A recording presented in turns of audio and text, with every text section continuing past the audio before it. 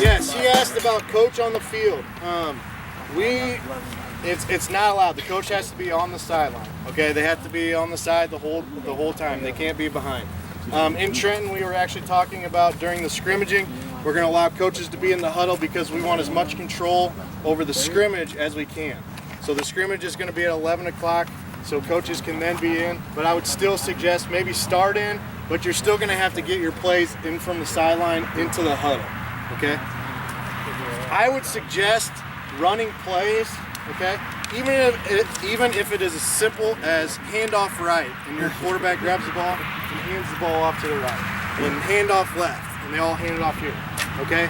And then have one that's like everyone run deep or everyone run short. The more that you can be organized, the better, okay? And I was really surprised I didn't see this as much. I was the intramural football champ. I like to brag a little bit about it. We only have like 6 teams in our league, but there you go. We used the quarterback wristband. They're like $3, right? If you have a quarterback, we did was we took a note card and we drew the plays on there. So basically, I could point at this circle and that person ran this. I point at this circle, that person ran this, and then as a coach, you can go run play number 1, and then everyone looks down at the wristband and they see where they have to run. You can color code them, maybe make one of the dots red so the athlete knows I'm red, so I go wherever the red goes, or I'm black, I go wherever the black goes. That way you can kind of tell which position they're supposed to go to, because it's a lot harder to go, run a 15-yard out, and they just look at you like, wait, what? And then you just look down and you go, okay, I run this position here, okay? The more, like I said, but we saw a ton of basically they would snap the ball to the quarterback. The quarterback is real athletic, so he would just run around as long as he could, and the players would just run around, and all of a sudden they would just throw. So if you're not in that position, if you don't feel like you're as organized as we're talking, trust me, they've been doing flag football 3 years, and you're doing the same thing that they're doing. So don't feel like, oh, we're way behind, all right? They snapped the ball, and one of the teams had one play where they just handed it off to the guy pretty much every time, all right? Obviously, that's not good coaching strategy because the other coach goes, well, I know he's going to hand it off to this person, all right? So don't feel like you're behind by any means. Like I said, Rich, when he practices, the first thing they do is they snap the ball to the quarterback 10 times, right? The next thing they work on passing. Everybody throws 10-yard passes. The next thing they do is they work on getting in a formation. So I'll set the ball up over here. Everyone runs, gets in formation. That's all they do. Then they'll set it up over here. Everyone runs to make sure they're in a good formation. That's all he does. Then the next 5 minutes, they just snap the ball here. Everyone turns around and runs, and they throw the ball to whoever, right? That's the way they do practice, okay? There's many different ways to do it, but don't think you're in the NFL because you don't have 6 plays at the line of scrimmage, they're audible, right? It's as simple as that. Snap the ball to the quarterback. Quarterback doesn't cross the line of scrimmage, but he makes a pass or they run, okay? Any questions on that? It's pretty simple. One more thing I want to talk about before we actually jump out there and play. And the coaches, you guys are not getting off easy. The coaches are going to play first, and the athletes are going to watch. Okay? All right. One thing I want to talk about as far as strategy is concerned. Your athletes understanding the rules is the most important thing. Okay? That was also one of the categories on there, and I'll give Indiana credit. Their coaches knew what they were doing. There was maybe 1 or 2 teams where you could kind of say, well, that guy did the same thing 3 times in a row. He didn't know, like, they had one guy that would rush inside of the rush zone, okay? But it was probably one team. Their coaches did a very good job of training, and that's why we want to make sure everyone's trained ahead of here, okay? So make sure, especially the day before you come to Trenton, read through these rules. If you have any questions, come prepared that day. The Indiana guy's going to be over. And like I said, we'll have tons of our staff there also. The snap is one of the biggest things, like I said earlier, but choosing the distance you are away from the quarterback or from the center is also a very big thing. If you have a quarterback with a really good arm, he or she can be that 5 steps back, all right? 3 steps is really enough. If you can get 3 steps back from the center, that's probably far enough because the rush is going to be 10 yards away from where your quarterback is, all right? And every quarterback, the first thing they do when they catch the ball is they take a step back anyways. Okay. So now you're 4 steps back. There's no need to be 7 steps back and having your guy launch it way up here and you're running all over. Then right? take the additional Mike March 7-step drop after that. Yeah. The more, so you're throwing a 50-yard, Right. 10-yard out. All right. So the closer you can be to the quarterback, a little bit better. Okay. I already talked about the quarterback wristbands. If you guys want plays, let me know, and I would be happy. I still have some of my championship plays all written down, so I'd be happy to get those to you. I'm just joking. I promise I'm not this arrogant about myself. Okay, so I want to give you all the information that you can. The way we did it in high school, we had a passing tree is what they were called, and each of the routes was numbered between 0 and 9. Okay, the lower the number, the closer the route was to the quarterback. A 0 was a 5-yard out. They'd run 5 yards, and they'd turn around, and they would get the ball. Okay? A 1, all the odd numbers would be out. So a 1 would be a 5-yard, and then they would run away from the quarterback or out towards the sideline. Okay? 2 was a slant, so you'd run 2 yards, and you'd run in towards the quarterback. And like I said, the longer you would go, the farther back you would go. So 3 is a 10-yard out, 4 is a 10-yard in. 5 was actually a corner, so you'd run straight and you'd run out to the corner. And a 6 was a hook, because you'd run back into the quarterback. A 7 was a chair, so you'd run out 5 yards out for a fake, and then you'd run deep. Out and up. An 8 you'd run a post, so you run straight, and then you would run to the imaginary post. Obviously our fields don't have posts, but you would run across the middle. And a 9 would be a straight go route or a straight run route.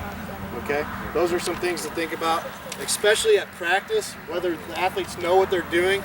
As a good warm-up would be to run through that tree. So the first player up runs, whether a coach is throwing it or whether your quarterback's throwing the ball, and you run through those that route tree. Okay. The key would be to make that pass as they're turning their head and they're making, to get the ball. All right. When you're catching the ball, the way to properly teach catching the ball is actually a diamond, okay? So you would want to catch the ball like a diamond, all right? A lot of your athletes, they're going to do this number, all right? Or they're going to go like this. The more you can teach them to get like this, it's actually safer, and they won't get hit in the chest, the ball bounce off, okay? So a diamond, all right? This one's also very important when working on handoffs, okay? If you're running to the right, you actually want your left arm up like this. When you're running to the left, you want your right arm up like this. So Lucas, come hand me the ball. I'm gonna run to the right. No, hand it to me. Come over.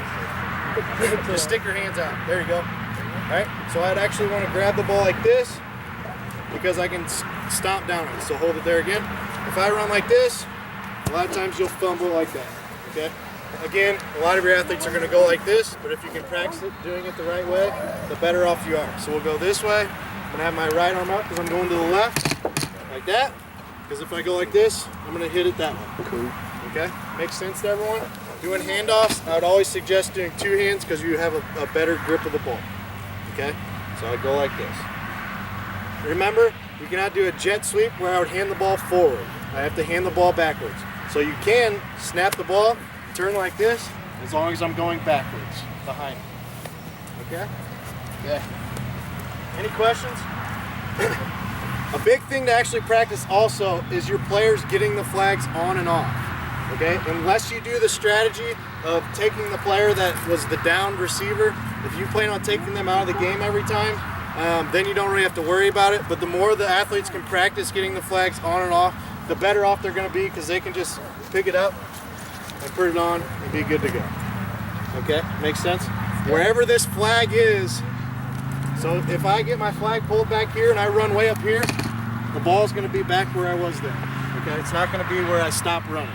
It'll be back wherever my flag's are. Just remember, you have 30 seconds before that next play goes. You have only 30 seconds. So just remember that. Okay? Defensive strategies. Most of the teams here play basketball, okay? You can do a zone defense. There's nothing against doing a zone to where I set my players across, my player's in charge of this zone here, this other one's in charge of this zone here. Early, I would imagine most teams are going to do man-to-man. I think that's mostly what we saw at Indiana, right? Because it's a lot easier to go, I'm guarding Ray, and I know I have to stay with Ray the whole time, okay? But there's nothing set in stone where you have to do it that way. If you want to do something different, by all means, go ahead, okay? Just like there's no rule on how many players I can rush. If I feel like I want to rush 2 players because they can get the quarterback from both sides, if that quarterback freaks out, it's probably going to work out, right? I know I'd freak out. Knowing when to rush is also a big thing too. You know a pass play's coming if they're inside of the no-run zones, right? So that's probably a good time to rush, and it doesn't really matter. I don't really have to have any players on the line of scrimmage because they can't hand the ball off, so my players can actually be a little bit farther back, closer to where that first down is. That way they're not backpedaling as far. They can just set up a little bit farther back, okay? Here's a couple things that might happen. We talked a little bit about formations. Like I said earlier, there is no set formation that you have to have. Just remember, just because everyone's in tight, they might have one really fast player, so I don't want to put all my defensive players right in the middle. Because what I would do, I know Lucas is really fast, so I would hand the ball off to Lucas, and I would let him run way out because he's going to beat whoever the defense has right in front. Does that make sense to everyone? I know it's kind of weird. But if I'm playing man-to-man, I tell everyone to get directly in front of their guy. I'm going to have 3 people right here. I'll have my rusher right behind them, all right? And everybody's going to be in close. Well, obviously, Lucas is going to beat me in a foot race to the side. So it's a little bit better if we move people a little bit farther out to guard the sides. Never want to be beat to the outside on defense, okay? You can do a couple trick plays. If I hand the ball off backwards, as long as that guy stays behind the line of scrimmage, he's allowed to throw the ball forward. All right, last thing, a couple practicing. There is a skills aspect to this, and next year we are going to do it. And I encourage all of you to walk around. We're at Trenton, we actually have a location where we're going to do the skills. Indiana ran theirs a little bit different, and I actually haven't had a real chance to look at ours. But one of the skills is like the softball throw. So you'll basically line up, athlete will throw a ball as far as they can, and they measure it just to do distance. The next one, they have circles that they put on the ground, and you'll throw, and you see how many you can get in that circle. And they're on the ground, right? Then the next one is a route running tree. So they actually we'll have 2 lines on the ground, and it's like a tunnel. So they'll run through the tunnel, they do an out, and they go up, and there's a big box where they stand, they turn around, and one of the volunteers will throw the ball, and they catch the ball there, right? Last one, there's 3 volunteers with flags on, and they'll be, I think it's 10 yards, or 5 yards maybe. They're here. Athlete will start there, runs, grabs the flag, goes back to the cone, runs back, and all 3 flags, and then once he crosses the cone, that's how they end the time. Almost like a shuttle run. It's like a shuttle run. Okay, so there is a skills aspect. Next year we're going to add that, and next year we're also going to add unified. Okay? Any questions on anything I've covered so far? Quarterback can't run Any circumstances at all. Rich can run around as much as he wants behind the line of scrimmage. He just cannot advance the ball past the line of scrimmage. And we had in Indiana, I was joking with Justin, there was one quarterback, he could run around, we called him Mike Vick all day long. All he did was just run around by himself time until somebody got open and then threw a touchdown pass. It was a joke. This guy was unbelievable. He was good. But yeah, he probably ran 50 yards back and forth behind the line of scrimmage before he threw the ball. Whatever you got to do to buy yourself time, you just can't advance.